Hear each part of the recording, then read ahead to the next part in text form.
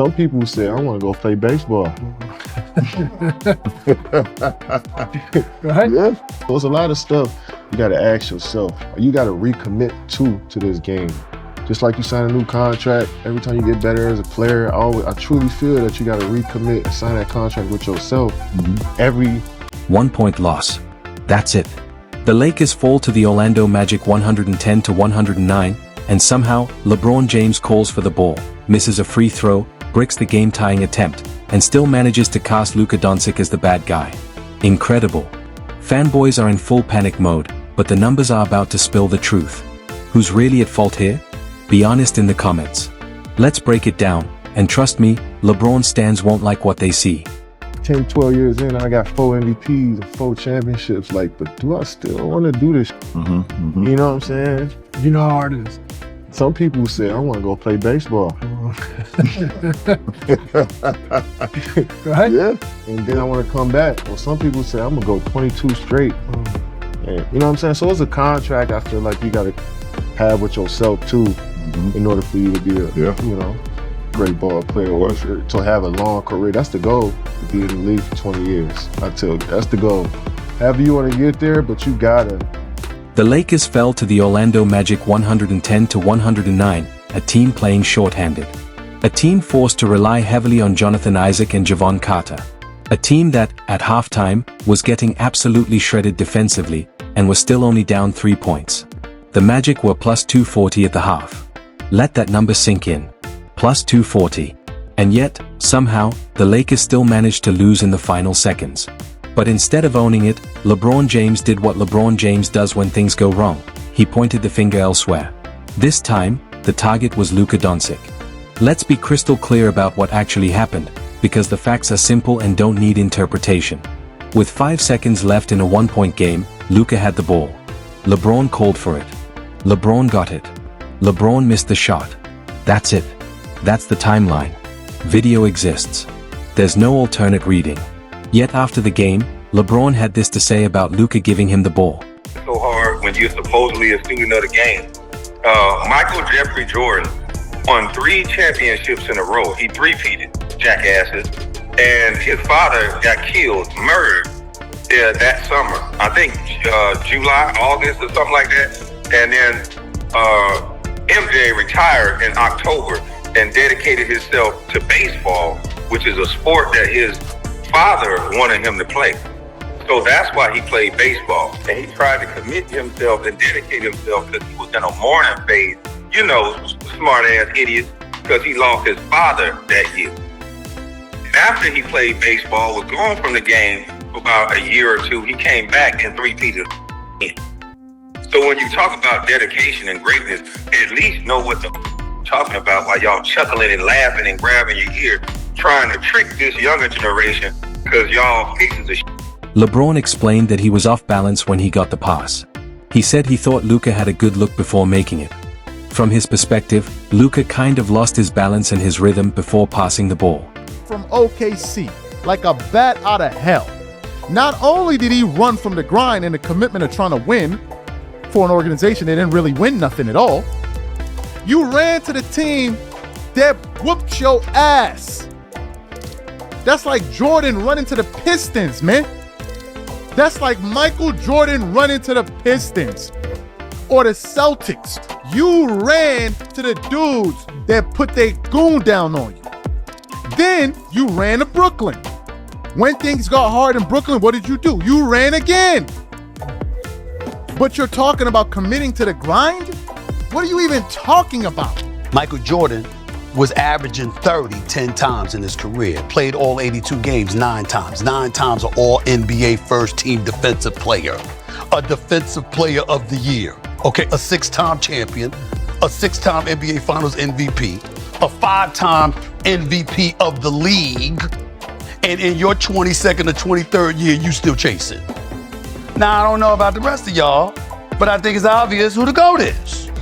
In my estimation, you don't like me because you see me calling it like I see it. You're not Michael Jordan. You're not the GOAT. You did choke in an NBA Finals. 4 consecutive fourth quarters in an NBA Finals. This man was scoring 4 points. One game, he scored 0 points. In the NBA Finals, fourth quarter. With Jason Terry or J.J. Barea guarding you. There is no explanation for that. To anybody who knows basketball, that's a choke job. The Lakers lost to the Orlando Magic 110-109, a team playing shorthanded, forced to rely heavily on Jonathan Isaac and Jevon Carter. At halftime, they were getting absolutely shredded defensively, and were still only down 3 points. The Magic were plus 240 at the half. Let that number sink in. And yet, somehow, the Lakers still lost in the final seconds. Instead of owning it, LeBron James did what he often does in these moments. He pointed the finger elsewhere. This time, the target was Luka Doncic. Let's be crystal clear about what happened. 5 seconds left, 1 point game. Luka had the ball. LeBron called for it.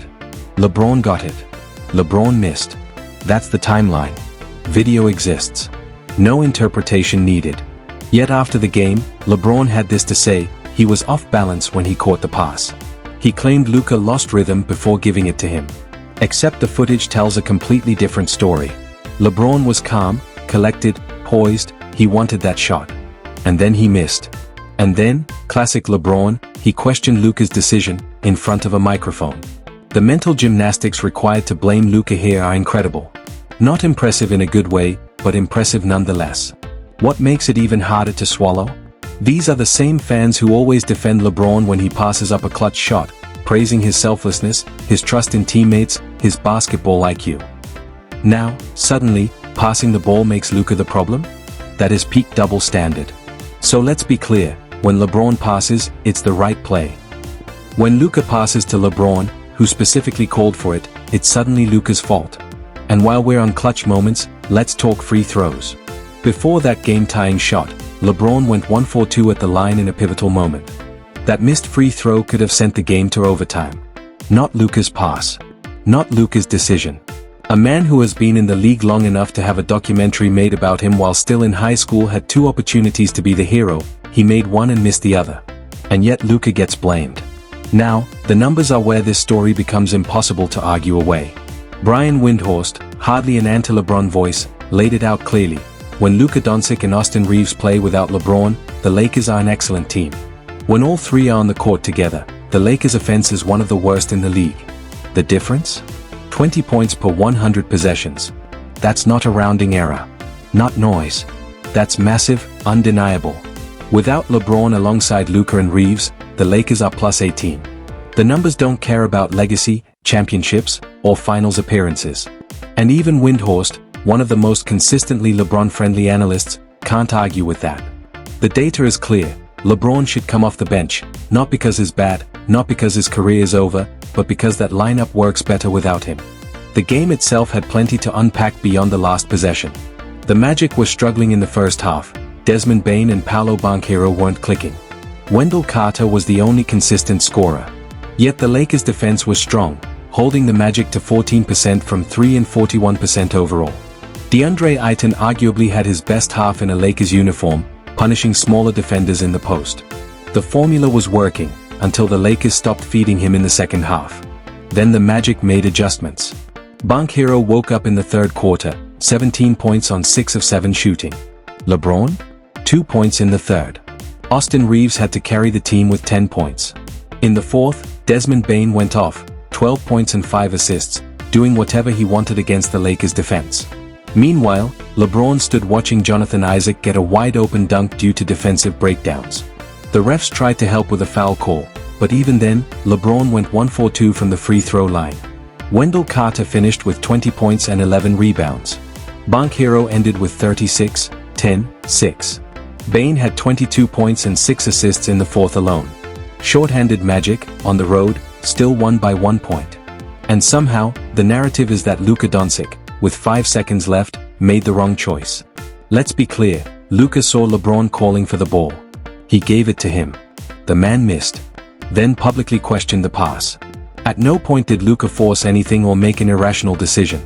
The fanboys might say Luka should have taken it himself, but then they'd call him selfish if he missed. There's literally no scenario where Luka is right in their eyes. Because the real issue isn't the last 5 seconds. It's the 20-point differential in the data that nobody wants to face. The Lakers are better without LeBron in that lineup. That's not disrespect.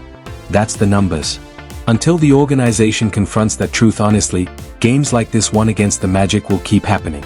Wendell Carter dominated. The Magic pulled off the upset. And LeBron? He stood at the microphone talking about being off balance on a pass he called for. The video is there. The missed free throw is there. The missed shot is there. The data is there. Everything sits in plain sight. LeBron called for the ball, missed both opportunities, and pointed at Luka. And the numbers back up the entire story, leaving fanboys with nothing left to stand on. Off balance, LeBron claimed. Really? Watch the clip. He's standing there poised, eyes locked,